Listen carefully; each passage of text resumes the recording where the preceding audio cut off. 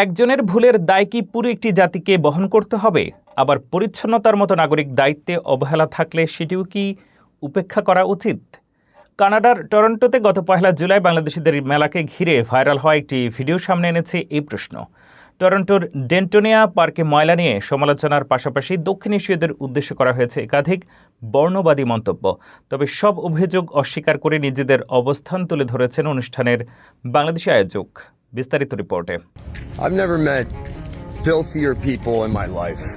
I mean, these people in my park, they hold an event, and let me show you, they hold an event and they don't clean up after themselves. বিদেশে বসবাসরত বাংলাদেশিদের একটি বড় পরিচয়। তারা নিজেদের সংস্কৃতি, উৎসব ও ঐতিহ্যকে ধরে রাখতে বিভিন্ন সময়ে উন্মুক্ত স্থানে নানা অনুষ্ঠানের আয়োজন করেন। তবে এসব আয়োজনের সঙ্গে আরেকটি দায়িত্বও জড়িত।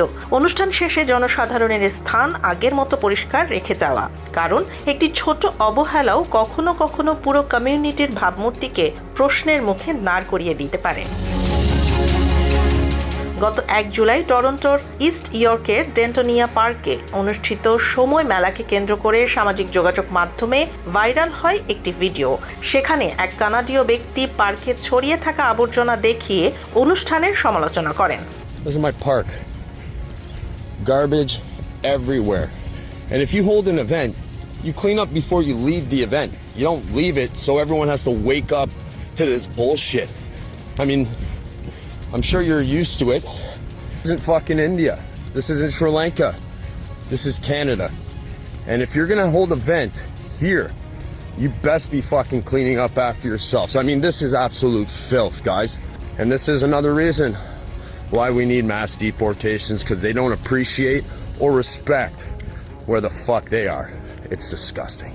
কিন্তু সমালোচনার এক পর্যায়ে তিনি ভারত, শ্রীলঙ্কা এবং দক্ষিণ এশীয় জনগোষ্ঠীকে নিয়ে অবমাননাকর মন্তব্য করেন এবং ডিপোর্টের আহ্বান জানান। তার এই বক্তব্যকে বর্ণবাদী ও বিদ্বেষমূলক বলে আখ্যা দিয়েছেন অনুষ্ঠানের বাংলাদেশি আয়োজক ব্যারিস্টার আলমগীর হোসেন।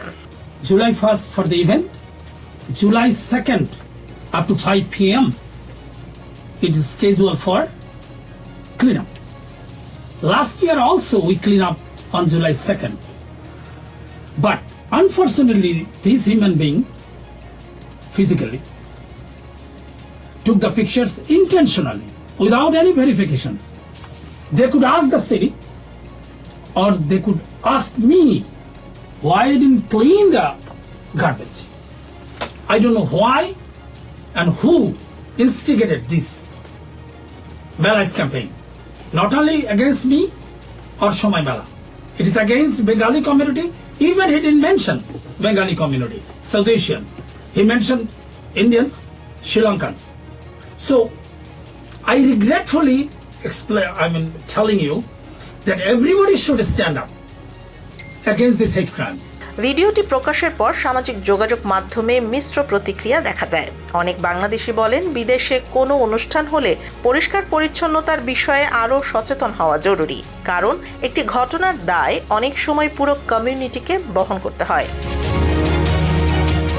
আবার অনেকে বলেন, পরিচ্ছন্নতা নিয়ে সমালোচনা করা এক বিষয়, কিন্তু সেই অজুহাতে একটি জাতি বা পুরো দক্ষিণ এশীয় জনগোষ্ঠীকে অপমান করা সম্পূর্ণ ভিন্ন বিষয় এবং তা কোনোভাবেই গ্রহণযোগ্য নয়।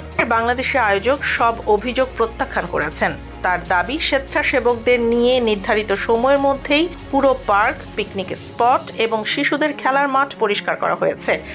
Dear friends, another thing, I had to pay $5,000 deposit because if I fail to make the cleanup, city authority will make the cleanup with their own volitions and deduct that cost from my deposit.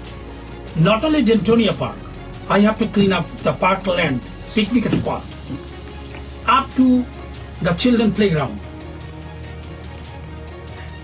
I have to clean, and I was working there with the volunteers on July 2nd, and I have completed successfully.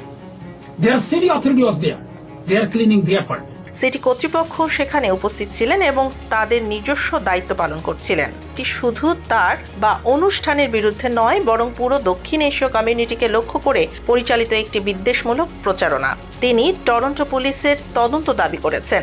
This park was absolutely spotless the other day. Look at this. Don't hold an event if you can't clean up after yourselves.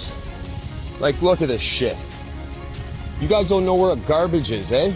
ভিডিওতে করা অভিযোগ এবং আয়োজকের দাবির সত্যতা স্বাধীনভাবে যাচাই করা সম্ভব হয়নি।